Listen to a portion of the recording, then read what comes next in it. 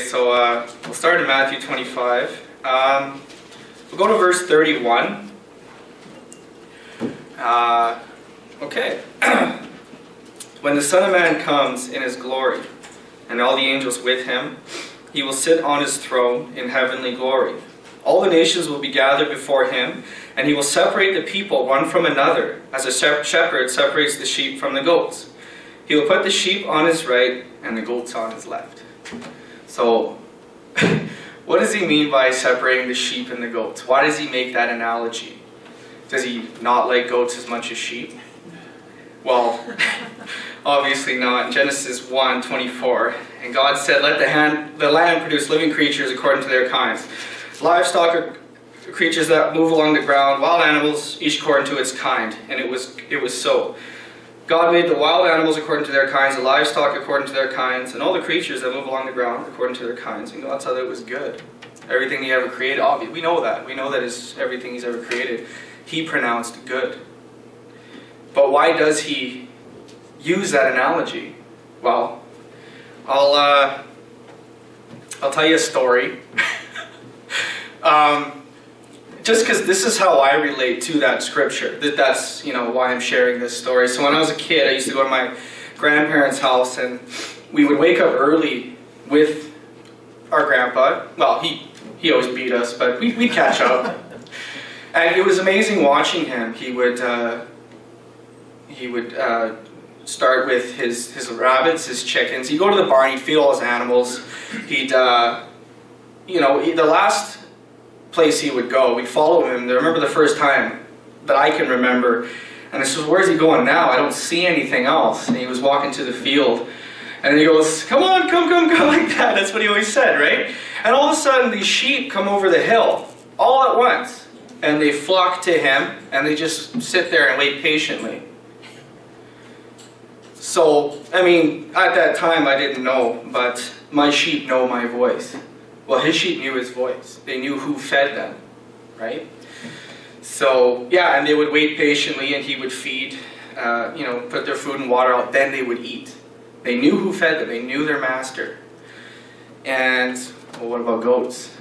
So, years later, I met my now wife, and the first time I came over to her parents' farm, well, they had a goat. And I thought, oh, that's a cute goat.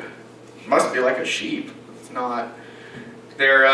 Turns out I think they're rotten creatures personally, but they're animals, they're God's creation, but it was rude.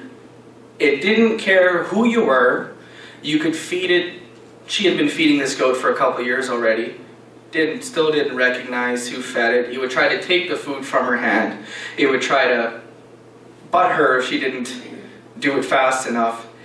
And she would feed the goats first. She got 2 eventually. I don't know why.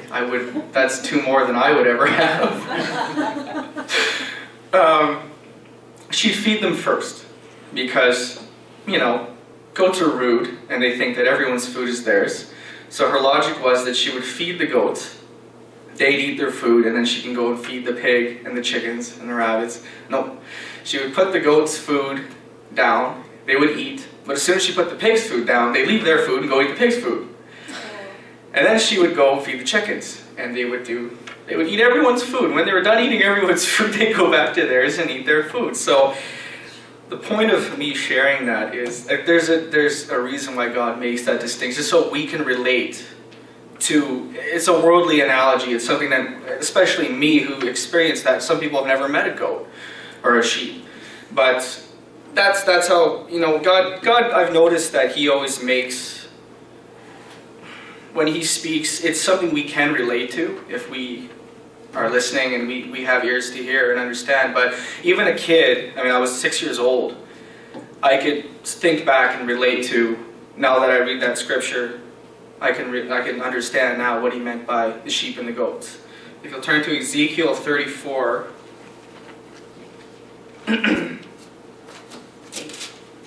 Someone moved Ezekiel on me. That joke is so old. Love it though. Papa. Oh yeah, it's a classic. Love Where'd it go? It's not here at all. Ezekiel 34 and verse 17. Once again, as for you, my flock, this is what the sovereign Lord says. I will judge between one sheep and another, and between rams and goats. Is it not good enough for you to feed on the good pasture? Must you also trample the rest of your pasture with your feet? Is it not enough for you to drink clear water? Must you also muddy the rest with your feet? Must my flock feed on what you have trampled and drink what you have muddied with your feet? So, yeah, I was going through that today, and it's easy to relate, and that's what he means by removing the sheep from the goats. And yeah, that's all I have to say about that.